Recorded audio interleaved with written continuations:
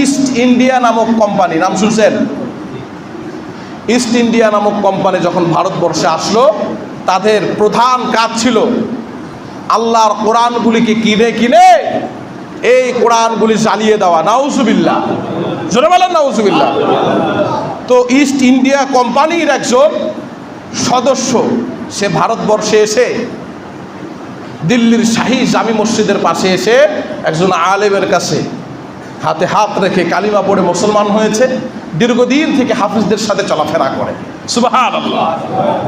তো বিশাল একটা স্তূপ, লক্ষ লক্ষ কোটি কোটি কোরআনের কপি কেনে জ্বালিয়ে দিচ্ছে, পুড়িয়ে দিচ্ছে দিল্লির শাহী জামি মসজিদের পাশে। ইতিহাস কত মারাত্মক ইতিহাস দেখেন। তখন ওই ইস্ট ইন্ডিয়া নামক কোম্পানির যে সদস্য মুসলমান হয়েছে, সে এসে বলতেছে যে এখনো মুসলমান হয় নাই। তাকে বলতেছে ম্যানেজারের কাছে যে তুমি এগুলি জ্বালাচ্ছ কেন?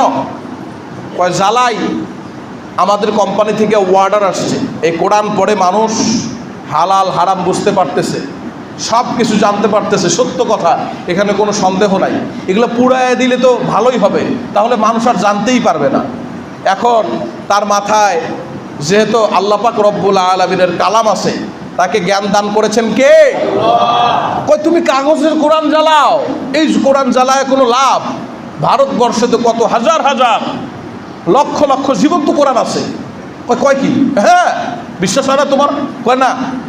চলো দেখাচ্ছি। কয় তোরা কোরআন পড়, আমি আসতেছি।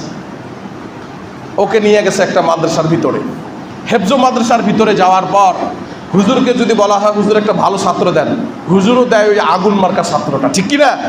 যেটা এক পায়ের ওপর দাঁড়ায় পুরা কোরআন শরীফ তেলাওয়াত করে শোনাতে পারে।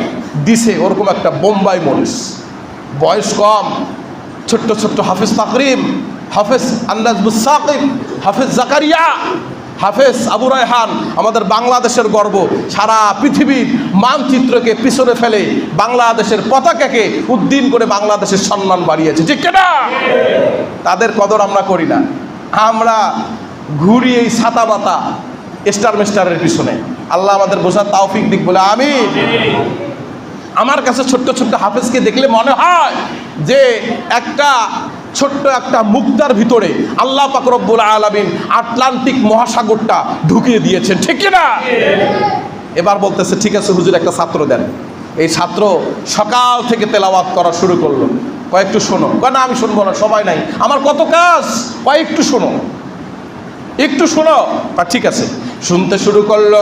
সূরাতুল বাকারা থেকে তেলাওয়াত শুরু করলো। যখন তেলাওয়াত করে আস্তে আস্তে আস্তে আস্তে দাঁড়ায় ছিল, বসলো। বসার পরে আদবের সাথে বসলো। একটু পরে যখন নাস্তার টাইম হলো, নাস্তা করতে গেল। জোহরের সময় হলো, আজান হয়ে গেল, নামাজের মধ্যে চলে আসলো। ছেলেটা নামাজ পড়ে, লোকটা বাহিরে দাঁড়ায় আছে, ওযু করে সুন্দর করে আবার কোরআনে কারীম তেলাওয়াতের জন্য বসলো। আবার আসরের সময় তেলাওয়াত করে, আবার মাগরিবের সময় নামাজের সময় হয়।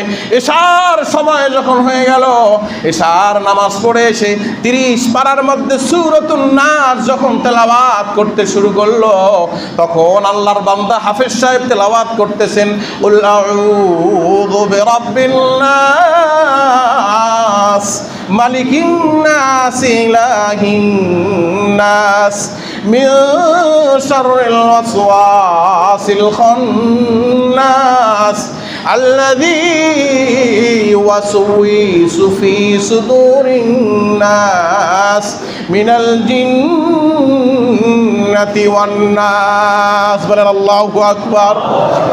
এই পড়তে দেরি আর ইস্ট ইন্ডিয়া নামক কোম্পানির ওই কাফেরের আর দেরি হলো না যে আমার হাতটা বাড়ায় দিলাম, চোখ দিয়ে দরদর করে পানি পড়তেছে আর বলতেছে এত সুন্দর কোরআনে কারিমের তেলাওয়াত শুনেছি, আমার কোরআনে কারিমের তেলাওয়াতটা শুনে অন্তর নরম হয়ে গেছে, আর দেরি করতে চাই না, আমারে কালিমা পড়ায় দাও, লা ইলাহা ইল্লাল্লাহু মুহাম্মাদুর রাসূলুল্লাহ।